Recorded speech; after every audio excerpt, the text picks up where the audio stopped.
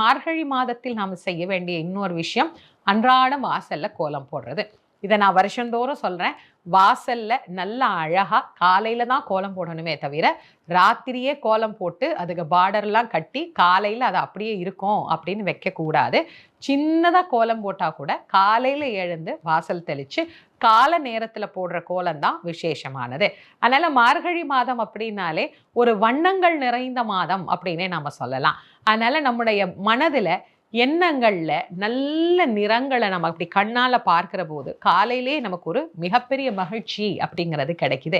இந்த மகிழ்ச்சியான மார்கழி மாதத்துல குளுமை எப்படி நமக்கு உடலுக்கு குளுமை தருகிறதோ அது போல இந்த வழிபாடுகள் நம்முடைய மனதுக்கும் ஆன்மாவுக்கும் குளுமை தரக்கூடியதாக அமையும். இந்த வழிபாட்டை எல்லாரும் செஞ்சு இறைவனுடைய அருளை பரிபூரணமாக பெறணும் அப்படின்னு உங்கள் அனைவரையும் அன்புடன் வேண்டி மகிழ்கின்றேன்.